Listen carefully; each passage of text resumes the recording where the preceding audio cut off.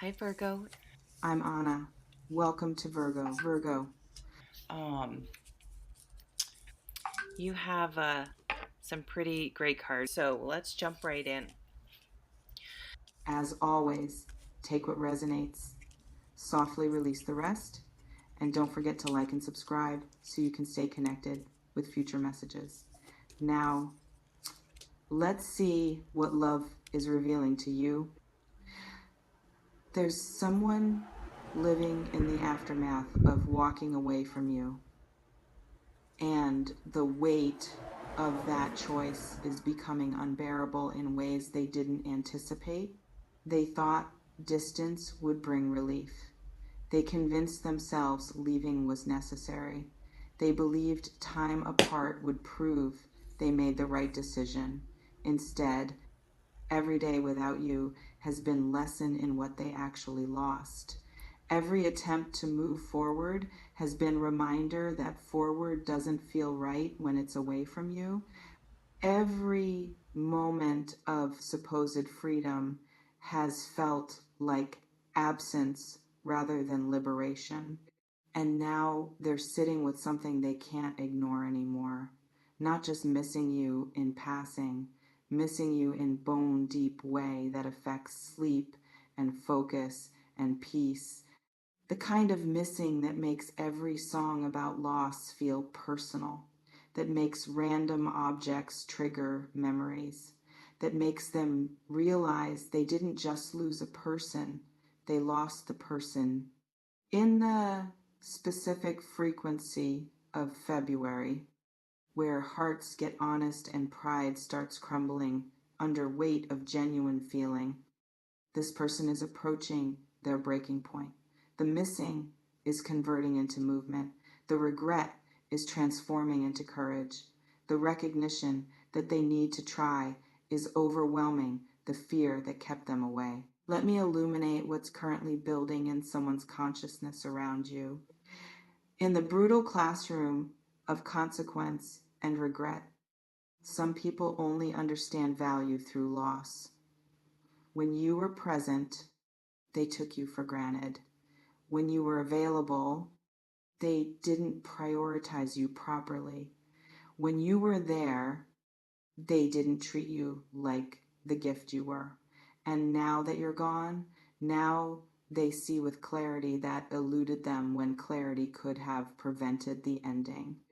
It's probable someone who left your life is experiencing exactly this painful education right now. They're not just casually thinking about you, they're consumed, replaying moments, recognizing mistakes, understanding too late what they should have understood when it mattered, drowning in awareness that they had something rare and treated it like it was ordinary.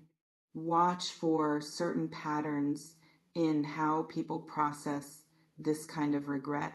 Some try to numb it, they stay busy, they date other people, they convince themselves they're fine, but underneath the performance, they're carrying weight that won't lift. Every distraction is temporary. Every new person is comparison that highlights what's missing. Every attempt to forget just emphasizes what can't be forgotten. Others sit in it fully. They let the missing hurt. They don't run from regret. They process what they lost and why they lost it and what role they played in the loss. And that sitting with discomfort, that's what often creates genuine change. That's what transforms regret into actual growth instead of just temporary guilt. The person missing you might be going through either process or both, trying to escape the feeling and being unable to, attempting to move on and discovering moving on from you isn't something they're capable of. This reflection invites you to consider who left your life but never really left your thoughts completely. Let me clarify what missing you terribly actually looks like in lived experience. Terrible missing isn't background thought, it's foreground reality. It's waking up and reaching for phone to text you before remembering you're not available anymore. It's seeing things you'd love and having no one to share them with. It's laughing at something and immediately thinking you're the person who'd get it. It's your absence being louder than anyone else's presence. In the specific texture of consuming longing, people experiencing this level of missing often describe it as physical, chest tightness, actual ache, the body responding to emotional loss with somatic symptoms that make the missing impossible to intellectualize away. It's likely the person this reading speaks to is experiencing exactly that embodied grief. They feel you missing in their bones, in their gut, in the spaces you used to occupy. And no amount of logic or pride or self protection is making that feeling smaller.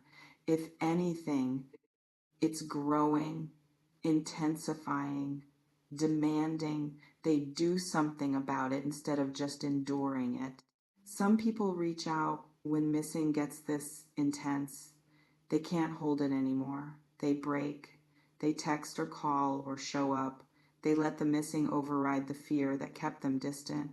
They choose vulnerability over continued separation because separation has become more painful than potential rejection. Others prepare to reach out. They're not there yet, but they're building toward it, writing drafts they don't send, rehearsing what they'd say, looking at your social media, trying to gauge if you're open, creating courage slowly, getting ready to make move they're terrified to make but can't not make. You might be days or weeks away from contact from someone in either stage, the one who's about to break or the one who's preparing to. This reflection invites you to consider, have you sensed someone's energy around you even though they haven't made direct contact? Let me speak to what wanting your forgiveness reveals about their internal state. Forgiveness seeking suggests they've moved past denial. They're not making excuses anymore. They're not blaming you or circumstances. They're taking responsibility for their part, acknowledging they hurt you, recognizing damage they caused, and understanding that moving forward requires your willingness to release what they did. In the maturation from blame to accountability, this shift is significant. Many people never get there. They stay defensive, they minimize their role, they focus on what you did wrong to avoid facing what they did wrong. But someone genuinely wanting forgiveness, they've done internal work, they've sat with their mistakes, they've developed humility that wasn't there before. It's probable the person approaching you has gone through exactly that evolution. They're not the same person who left. The time apart has changed them. The missing has taught them. The regret has transformed them. They're coming back different. Hopefully different enough that reunion could work where it didn't work before. But here's a critical question. Is wanting forgiveness the same as deserving forgiveness? Does regret equal readiness? Does missing you mean they're capable of honoring you? These are distinctions you'll need to make when they reach out. If they reach out, some people want forgiveness to ease their guilt more than to repair a relationship. They need you to say it's okay so they can feel better about themselves, but they haven't actually changed patterns that caused harm in first place. Forgiving them just sets you up to be hurt same way again. Others want forgiveness as foundation for rebuilding. They're not asking you to forget what happened. They're asking permission to prove they've learned from it, to demonstrate through sustained, changed behavior that they're different now. That's the kind of forgiveness request that might be worth considering. This reflection invites you to consider, what would someone need to demonstrate beyond apology for you to consider forgiving them? Let me address what February specifically holds in this energy. February carries particular frequency around love and honesty and confronting what we've been avoiding, Cultural focus on romance creates pressure, makes people who've been sitting in regret finally act on it, makes those who've been missing someone finally reach out, creates urgency around connection that might stay dormant in other months. In the seasonal catalyst of love-focused energy, some people who've been planning to reach out for months finally do it in February. Not because the month is magic, because the collective attention on love gives them permission or courage or excuse they needed.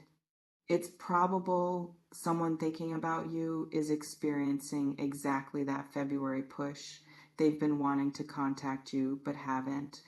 And now the season itself is creating conditions that make reaching out feel more possible, more acceptable, more aligned with what everyone else is doing.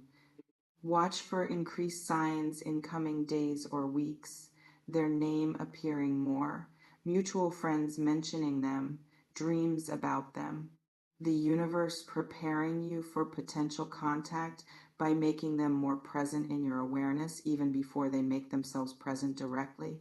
Some people dismiss these signs as coincidence, as their mind creating patterns from randomness, but in the deeper understanding of how energy moves before manifestation, increased presence in your awareness often precedes increased presence in your reality. Your system picking up on approach before approach becomes visible. This reflection invites you to consider, has someone been showing up in your thoughts or dreams more frequently lately? Let me reveal what you need to protect in yourself during this. If someone comes back wanting forgiveness, there's temptation to immediately give it, to be so grateful they returned that you skip accountability, to accept their regret without requiring proof of change, to let missing override memory of why they're gone in first place. It's essential you resist that temptation if it arises. Someone's return doesn't erase what caused their departure. Their missing you doesn't undo damage they did. Their wanting forgiveness doesn't mean you owe them forgiveness. Your heart might want to say yes immediately. Your wisdom needs to say, show me first. Guard against trauma bond disguised as love, against missing someone being confused with them being good for you, against loneliness making you accept less than you deserve, against hope making you ignore red flags you saw before. Some people who come back haven't changed at all. They're just lonely, or bored, or failed with someone else. They miss you, but they're not different. And taking them back without evidence of transformation just restarts cycle that will break you again. You're allowed to require more than words, more than tears, more than statements of regret. You're allowed to need consistent demonstration over time that patterns have actually shifted, that therapy happened, that growth occurred, that this isn't just temporary guilt speaking, but permanent transformation showing. This reflection invites you to consider, what evidence would you need beyond someone saying they've changed to believe they actually have? Let me close by speaking to what this moment offers you, regardless of outcome. Whether this person reaches out or stays distant, whether they ask forgiveness or carry regret silently, whether reconciliation happens or doesn't, you're being given opportunity to clarify what you actually want, not what you wanted months ago, what you want now from this wiser place, this stronger place, this more whole place. May you trust your boundaries. May you honor your growth. May you choose from clarity. Someone is missing you. The return might be forming. The choice remains yours. Someone is coming back. Movement is building in their consciousness toward you. Missing you terribly. The longing is consuming. The absence is unbearable. The need to reconnect is intensifying. Wanting your forgiveness this February, regret is active. Accountability is developing. Desire to make amends is pressing. But their wanting doesn't determine your giving. Their missing doesn't obligate your receiving. Their return doesn't guarantee your yes. You hold the power here. You decide the terms. You choose what serves your peace. Trust this. Trust that you can miss someone and still not take them back. Trust that you can forgive someone and still maintain distance. Trust that someone's growth is beautiful but doesn't require your participation. Trust that you're allowed to protect what you've built in their absence. Stay sovereign, stay boundaried, stay clear. They might come back, but you don't have to let them in.